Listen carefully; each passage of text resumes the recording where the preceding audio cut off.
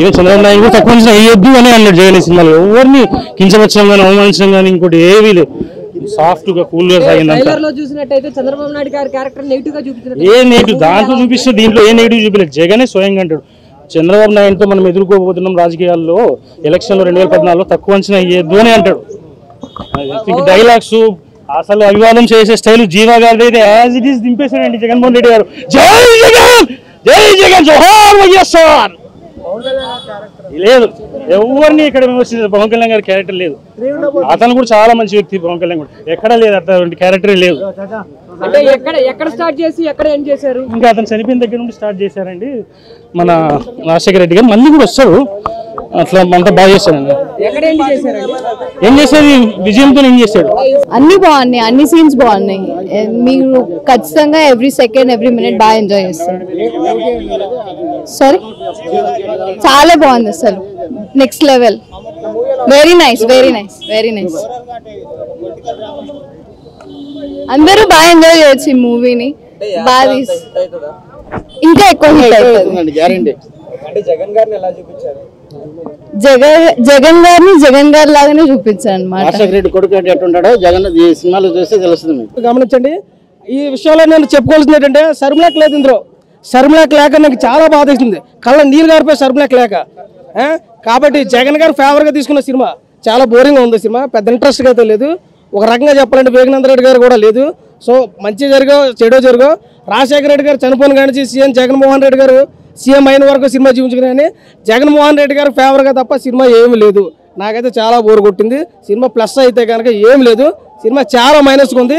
మరొకసారి చెప్తున్నాను, ఖచ్చితంగా రేవంత్ రెడ్డి గారు దీని మీద స్పందించాల్సిందే. ఎందుకు స్పందించాలంటే మీరు సినిమా చూడండి, ఒకసారి సినిమా చూసి మీ స్పందన చెప్పండి. ఎందుకంటే పవన్ కళ్యాణ్ గారిని కానీ బాబు గారిని కానీ పక్కన పెడతాం సినిమాలో. ఎందుకంటే రాజకీయ పరంగా చూసుకుంటే కానీ కాంగ్రెస్ పార్టీని ఏకీపాడేశారు ఇందులో. కాబట్టి సినిమా ప్రతి ఒక్కరు చూడండి అని నేను అన్నా, కానీ చూస్తే కనుక స్పందించండి. రాజశేఖర రెడ్డి గారు సార్ ఆయన మరణాంతరం జరిగిన స్టోరీ, సీఎం గారు జగన్మోహన్ రెడ్డి గారు సీఎం అయిన అక్కడ వరకు నుంచి జరిగిన అంటే పార్ట్ 3 ఉంటుందో తర్వాత మనకు తెలియదు. కానీ ఒక పార్ట్ 3 అయితే కనుక నిజంగా జగన్ గారిని వేసి పడేసుకున్నాం.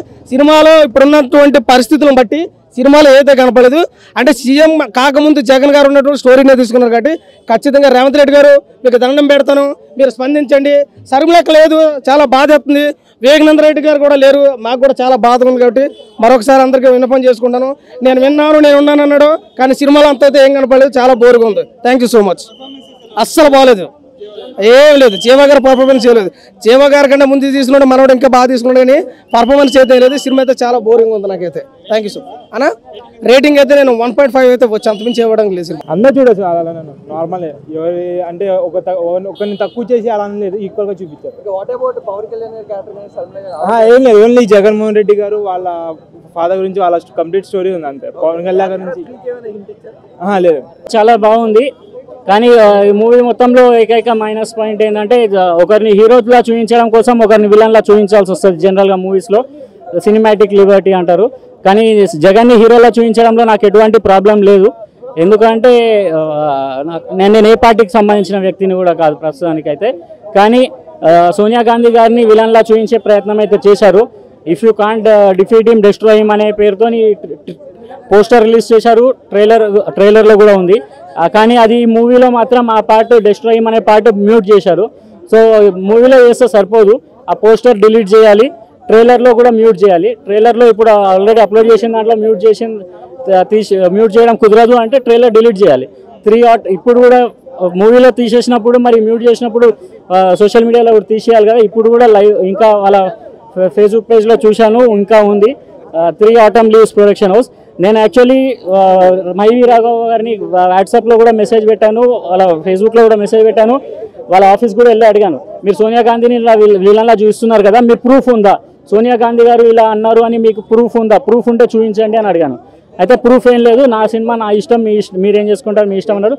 అతను అనడంలో అలా కూడా తప్పలేదు. Is a director, it is his opinion, his wish. కానీ నేను కాంగ్రెస్ పార్టీ పర్సన్ కార్యకర్త ఆర్ సమ్ పొజిషన్ ఏం లేకపోయినా కానీ తెలంగాణ ఇచ్చింది మాత్రం సోనియా గాంధీ గారు కాబట్టి ఆమెని విలన్లా చూపించడం అనే చేసిన ప్రయత్నం ఏదైతే ఉందో అది బ్యాక్అవుట్ అయినప్పుడు సోషల్ మీడియాలో కూడా డిలీట్ చేయాలి అనేది నా ఉద్దేశం. తప్పేం లేదు చేసుకోవచ్చు. ఎలక్షన్స్ ముందు మూవీస్ రావడం ఎలక్షన్ పొలిటికల్ రిలేటెడ్ అనేది కొత్త కాదు. ఎందుకంటే లాస్ట్ టైం కూడా 4-5 సినిమాలు వచ్చినాయి. కామరాజంలో కడపరెడ్లు అని ఒకటి వచ్చింది, యాత్ర వచ్చింది, మళ్ళీ ఇంకోటి ఏదో వచ్చింది, మళ్ళీ టీడీపీ ఫేవర్లో ఎన్టీఆర్ కథానాయకుడు మహానాయకుడు వచ్చింది. సో ఎలక్షన్స్ ముందు మార్కెటింగ్ చేసుకోవచ్చు అనేది ఎలాగైనా దానిలో తప్పేం లేదు. ఇది జగన్మోహన్ రెడ్డి గారు సీఎం అయ్యేంత వరకు మొత్తం స్టోరీ ఇది చాలా బాగుంది. అంటే నేను అసలు ఏపీకి సంబంధం లేదు, అంటే ఫ్రెండ్స్ రిలేటివ్స్ పక్క రాష్ట్రం, నాకు కేరళ ఎంతనో కర్ణాటక ఎంతనో మహారాష్ట్ర ఎంతనో నాకు ఏపీ అంతే, because I'm Telangana. But as a common man చెప్తున్నాను, మూవీ చాలా బాగుంది. జగన్మోహన్ రెడ్డి గారిని నేను ఇంతకుముందు జగన్ జగన్ అని పిలుస్తుండే, మూవీ చూసిన తర్వాత జగన్మోహన్ రెడ్డి గారు అని అసలు ఏపీకి సంబంధం లేని వాళ్ళు కూడా రెస్పెక్ట్ ఇచ్చి పిలుస్తారు. అసలు గట్స్ జగన్మోహన్ రెడ్డి అసెట్ ఏంటి అంటే గట్స్. సెకండ్ అసెట్ అంటే వాళ్ళ ఫాదర్ సపోర్ట్ కానీ మారల్స్ కానీ ఎథిక్స్ కానీ దట్ ఈస్ హిస్ అసెట్స్. లేదు పవన్ కళ్యాణ్ అసలు ఏం లేదు. షర్మిల గారు అసలు లేరు మూవీలో, షర్మిల గురించి లేరు.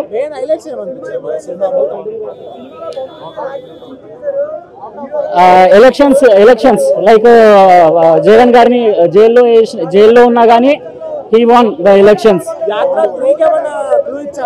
క్లూ ఏమి ఇవ్వలేదు, లాస్ట్ లో అయితే ఏమి ఇవ్వలేదు, కానీ తీయచ్చు. 3 తీసుకోవచ్చు, 4 తీసుకోవచ్చు, ఎన్నైనా తీసుకోవచ్చు.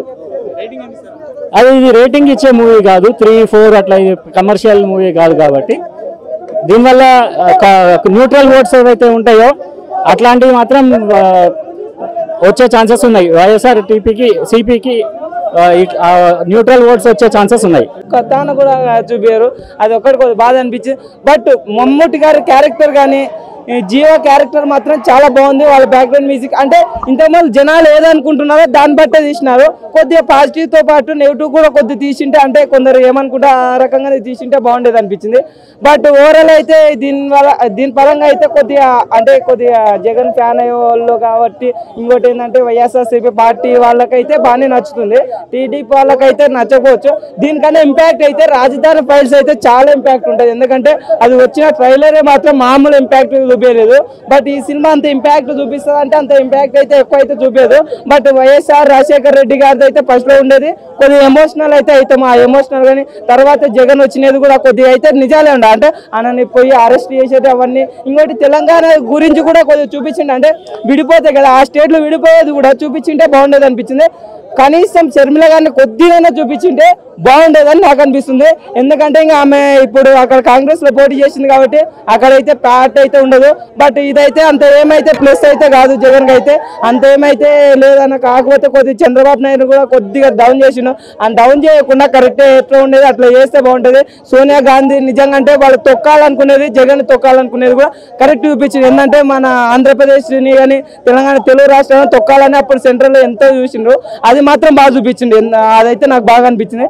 ఓవరాల్ అయితే సినిమా లవర్స్ కంటే ఓ రకంగా ఉంది. బట్ ఫ్యాన్స్ కి వైసీపీ కానీ లేదంటే జగన్ ఫ్యాన్స్ కి మాత్రం మంచిగా బాగానే వాళ్ళకైతే హ్యాపీగా అనిపిస్తుంది. టీడీపీ వాళ్ళకైతే కొద్దిగా నెగిటివ్. అన్నా ఇప్పుడే యాత్ర చూసినా అన్న, ఈ సినిమా ఎవరు చూడాలంటే ప్రతి ఎక్కలు వాళ్ళ థియేటర్స్ లో సినిమా చూడాలన్న.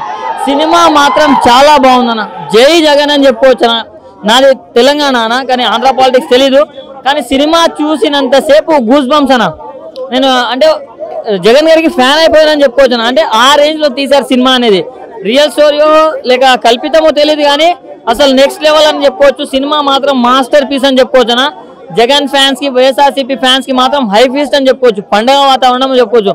నెక్స్ట్ లెవెల్ ఉంది. అండ్ సోనియా గాంధీ ఎవరైతే క్యారెక్టర్ చేశారో ఆమె మాత్రము నెక్స్ట్ లెవెల్ పీక్స్ అని చెప్పుకోవచ్చు. అండ్ జీవ గారు మాత్రం జీవించేశారన్న. మమ్ముట్టి గారు ముంచేశారని చెప్పుకోవచ్చు. సినిమా మొత్తం ఒక ఎత్తు అయితే ఆయన పర్ఫార్మెన్స్ ఒక ఎత్తు అన్న. ప్రతి ఒక్కటి చాలా అంటే చాలా బాగా చేశారని. ఆయన ప్రతి ఒక్క క్యారెక్టరైజేషన్ నెక్స్ట్ లెవెల్లో ఉంది. సో ప్రతి ఒక్కరు వచ్చి ఫ్యామిలీతో చూడాలని చెప్తున్నాను. చాలా బాగుంది అన్న. చంద్రబాబు గారి క్యారెక్టర్ కూడా ప్రతి ఒక్కరు బాగానే చేశారంటే జగన్మోహన్ రెడ్డి ఒక పొలిటికల్ సూపర్ స్టార్. ఇంతవరకు సినిమాల్లో సినిమా హీరోలు సినిమా తీస్తే ఎట్లుంటారు చూసారు కదా. ఒక సినీ స్క్రీన్ 70mm స్క్రీన్ పైన వైఎస్ జగన్మోహన్ రెడ్డి వైఎస్ జగన్ అనే నేను అంటే గూస్ బంప్స్. ఇది ప్రతి జగన్ జగన్ జగన్ జర్నీ ప్రతి ఒక్కటి హిస్టరీనే. జగన్ వల్ల చనిపోయిన తర్వాత చాలా కేసులు పెట్టి జైలు వేసే ఫ్యామిలీ రోడ్డు పైన పెట్టారు. కానీ తగ్గకుండా 2010లో ఓడిపోయాడు. కానీ 2019లో 152 సీట్లతో అదొక హిస్టరీ. ఇప్పుడు యాత్ర వాళ్ళ నాన్న చరిత్ర యాత్ర అని పేరు పెట్టి వైఎస్ఆర్ అని కూడా పెట్టలేదు. యాత్ర అని పేరు పెడితేనే బాక్స్ ఆఫీస్ బద్దలైపోయింది. జగన్ అధికారంలోకి వచ్చాడు. ఇప్పుడు యాత్ర 2 అని పెట్టి జగన్మోహన్ రెడ్డి పడ్డ స్ట్రగుల్స్ ని కళ్ళ గట్టినట్టు చూపించాడు. Mahi Raghav super direction. జీవా అనే వ్యక్తి తమిళ యాక్టర్ అయినా కూడా జగన్ యొక్క హావభావాలు అసలు ఒక జగన్ అనే వ్యక్తి ఎలా బిహేవ్ చేస్తాడో ఎగ్జాక్ట్లీ చేశాడు. పాత్రలో జీవించేశాడు యాక్చువల్ గా.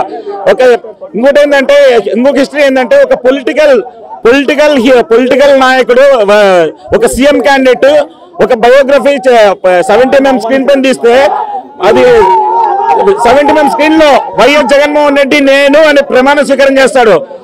అదొక వైఎస్ జగన్మోహన్ రెడ్డిగా చెల్లింది. పాలిటిక్స్ 152 సీట్లు కొట్టాలని జగన్మోహన్ రెడ్డి, పాలిటిక్స్ లో వైఎస్ఆర్ ఫ్యామిలీని సినిమాగా తీయాలన్న వైఎస్ఆర్ ఫ్యామిలీని జగన్మోహన్ రెడ్డి అనే వ్యక్తి బయోపిక్ తీసి ఇప్పుడు యాత్రతో 2019 ఎలక్షన్లోకి వచ్చాడు అధికారంలోకి. యాత్ర 2తో 2022 ఇంకా బీభత్సంగా